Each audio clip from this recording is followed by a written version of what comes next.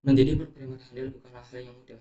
Banyak sekali hal-hal yang perlu dipelajari, mulai dari algoritma, fundamental programming, serta adanya berbagai macam paradigma yang digunakan dalam pemrograman seperti object oriented, procedural, fungsional, ataupun berbagai macam paradigma yang lainnya. Serta banyak sekali hal-hal dan konsep-konsep yang perlu dipelajari sebelum menjadi programmer handal.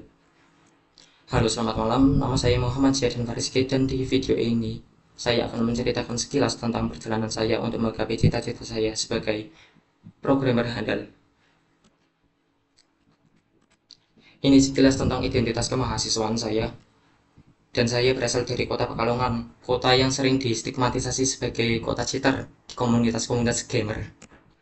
Lagu favorit saya adalah Eagles, Hotel California, dan Sunset di Tanah Anarki, Superman is Dead.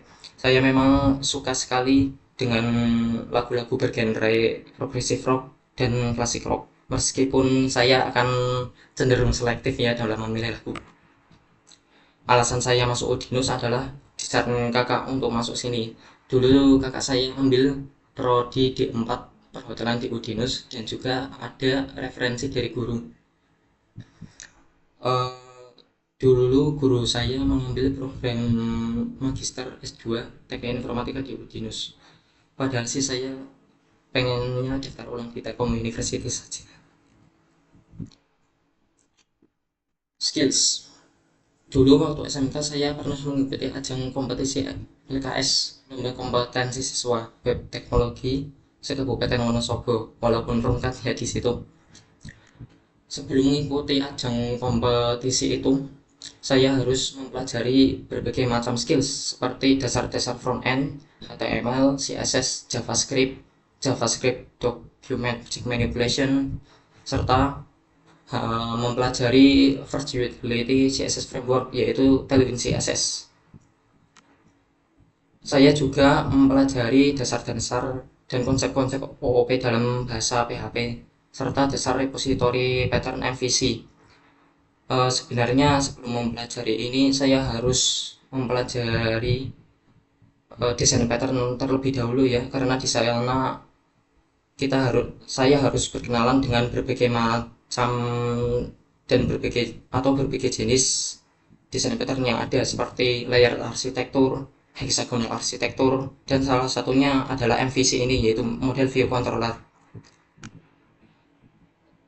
Serta saya juga mempelajari standar RESTful API seperti API versioning, eh, struktur API yang bagus ya, struktur JSON yang bagus, serta HTTP response code dalam pengembangan aplikasi backend. Serta di situ saya juga mempelajari berbagai macam implementasi autentikasi dengan JWT, Laravel Sanctum, ataupun dengan session bawaan Laravel. Motivasi dan tips belajar software developer saya. Yang pertama yaitu kuasai dasar-dasar front-end, HTML, CSS, JS. Ini dasar-dasar untuk mempelajari web development ya. Dan yang kedua yaitu pilih satu bahasa pemrograman di awal terlebih dahulu. Sebenarnya di perkuliahan eh, kita akan mempelajari berbagai macam bahasa sesuai dengan matkulnya ya. Seperti di matkul struktur data, normalnya akan menggunakan C++, dan juga di matkul PBO, pemrograman berorientasi objek atau OOP, prosedur Object Oriented Programming, biasanya akan menggunakan Java. Nah, saran saya lebih baik fokus satu bahasa terlebih dahulu di awal, baru bisa pindah ke teknologi atau bahasa yang lain ketika memang sudah mahir. Dan hindari shallow learning, yaitu kalian menganggap banyak sekali hal-hal yang perlu dipelajari dalam informatika sehingga kalian belajarnya setengah-setengah. Seperti contohnya kalian belajar PHP tetapi langsung loncat langsung ke Laravel, padahal kalian belajar PHP baru fundamental seperti Hello World doang. Nomor 3, opsional, yaitu kuasai satu bidang secara mendalam terlebih dahulu. Kalau memang minat di web development, kalian fokus di web development prioritaskan belajar web development terlebih dahulu dan konsisten. Kalau minat IoT ya prioritaskan belajar IoT gitu.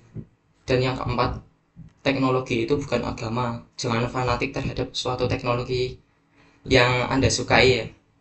Jangan menjadi seperti member IMP Hanen, salah satu komunitas di Facebook.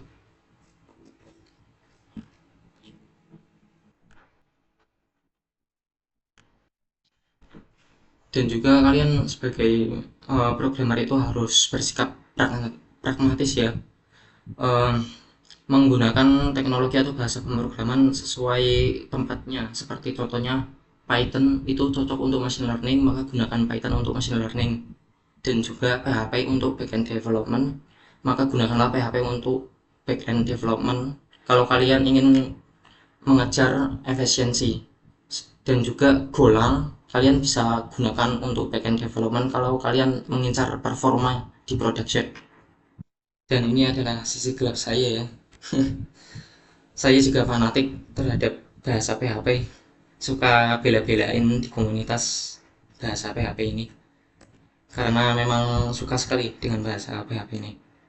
Sekian presentasi dari saya. Apabila ada kekurangan serta ucapan saya yang terbata-bata ini, saya mohon maaf yang sebesar-besarnya. Terima kasih dan salam teknologi.